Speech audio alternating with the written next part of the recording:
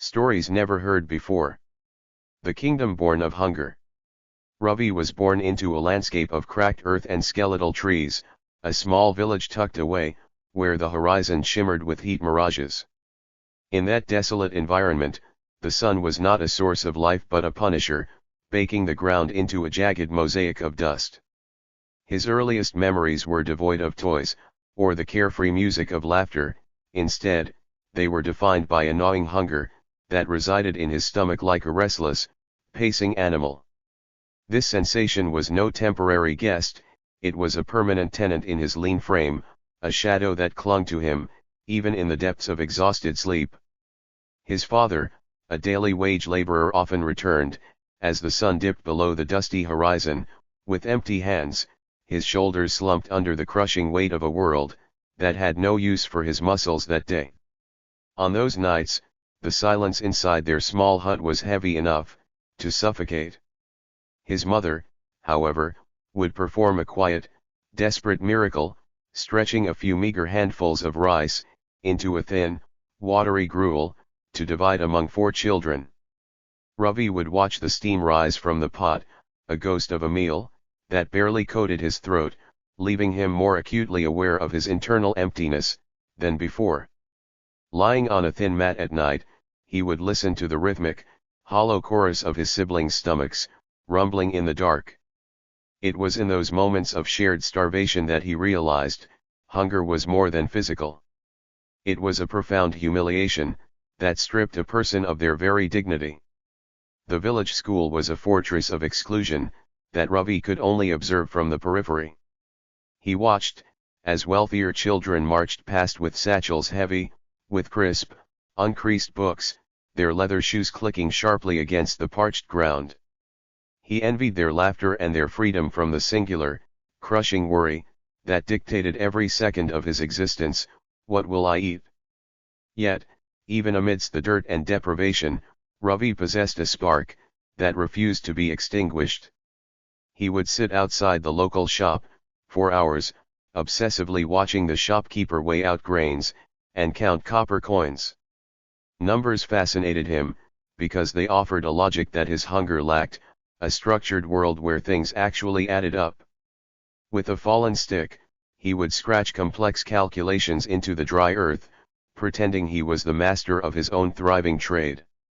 In those solitary moments, he felt a strange, burgeoning power, an invisible kingdom, forming within his imagination. One evening, seeing the sheer exhaustion etched into his father's face, Ravi asked why they couldn't simply own a shop of their own. His father's reply was a cold, unvarnished truth: because dreams cost money, son. And money is what we don't have. Rather than breaking his spirit, that sentence became the foundation of Ravi's resolve. He tucked the dream deep into his heart, determined that it would not die in the dust.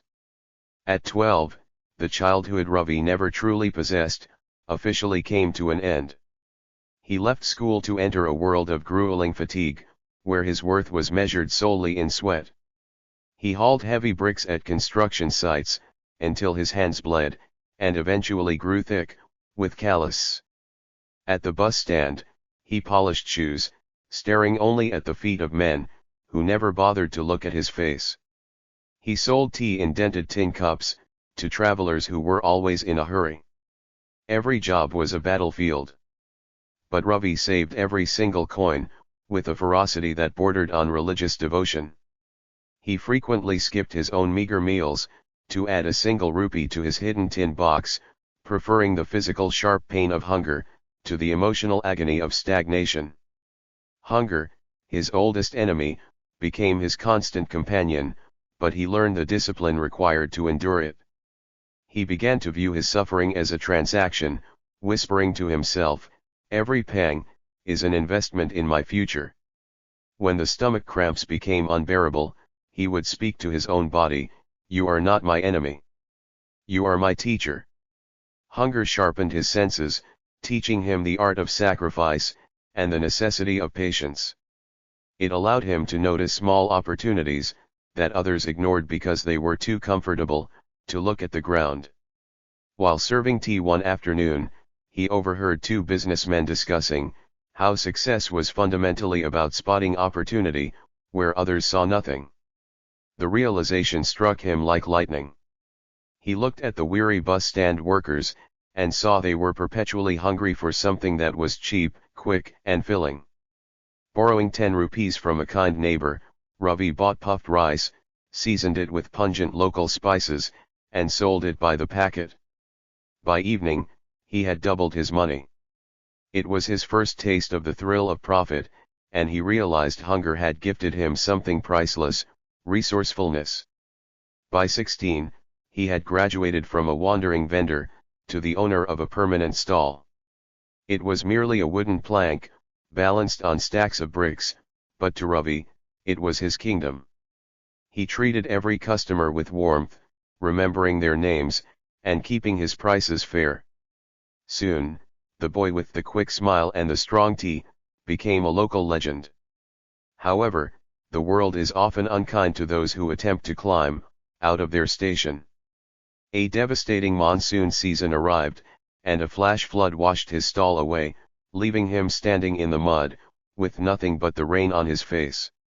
For a moment, despair threatened to drown him, but he remembered his father's words about the cost of dreams. Clenching his fists, he vowed to rebuild something that no storm could touch.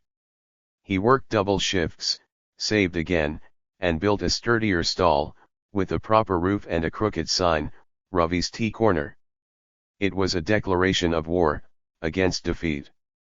By 20, that stall had grown into a shop, with 2 helpers, and meticulous financial records. His old hunger had transformed into a razor-sharp discipline. When a traveling businessman offered guidance on supply chains and customer loyalty, Ravi absorbed every lesson like parched soil, drinking in the first rain. Within 5 years, he owned 3 shops. He was no longer the hungry boy. He was a rising entrepreneur. To protect his growing empire, Ravi began to innovate. He realized that middlemen were siphoning off profits that could instead go toward his workers' wages. He began traveling back to the very fields where he was born, striking direct deals with the farmers. This ensured the freshness of his supplies, and provided a fair price to laborers, who reminded him of his own father. He transformed his shops into community hubs, where workers could find a clean seat, and a moment of hard-earned dignity. He even introduced small libraries in the corners of his shops, filled with donated books, so children who once stood outside, just as he had, could step inside and read without a hint of shame. As his reach expanded, Ravi faced the hunger of others, who wished to take what he had built. Competitors spread malicious rumors, and corrupt officials demanded bribes. When a helper suggested he stop expanding out of fear, Ravi replied, "I have faced hunger. I have faced storms. Do you think fear will stop me now?" He fought back with radical honesty and resilience, keeping his accounts entirely transparent.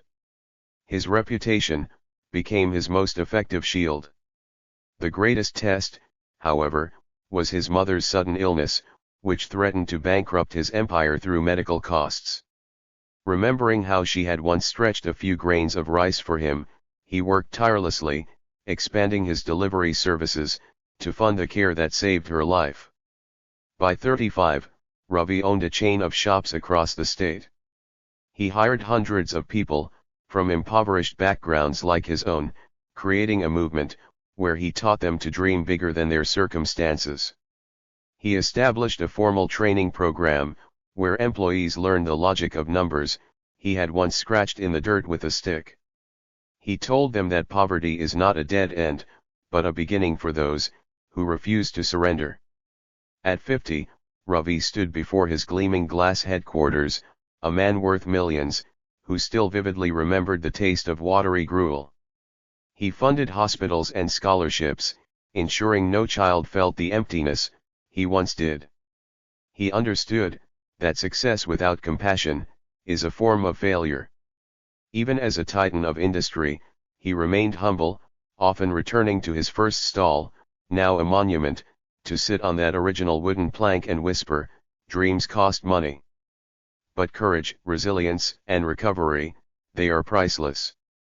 Ravi's kingdom was not merely made of shops and profits. It was constructed of people. He mentored young entrepreneurs, teaching them how to see opportunity in scarcity. He told them, hunger is not just emptiness. It is a signal. It tells you what the world lacks. If you listen carefully, you will find your path.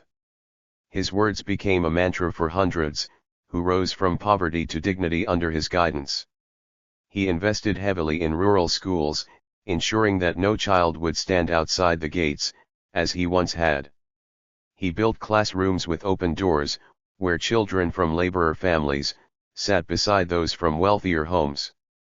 Education, he said, is the only currency that multiplies without being spent. By 60, Ravi was celebrated as both a businessman and a philanthropist. Yet, he never allowed pride to blind him. He often walked through the villages, where he had once carried heavy bricks, speaking to the laborers and reminding them that their sweat was sacred. He funded clean water projects, built shelters for widows, and created microloan programs for women, starting small businesses. His empire had become a movement, rooted in empathy. His life was proof that hunger could be transformed into strength, storms into resilience, and despair into hope. Ravi's kingdom was built on the belief that no struggle is wasted, if it teaches you how to rise. In the quiet of his heart, he knew the true wealth of a man is measured not in coins, but in the lives he lifts from despair into dignity. His empire was born of hunger, hunger that endured because it was nourished by compassion. Don't forget to like, share, and subscribe for more stories of resilience.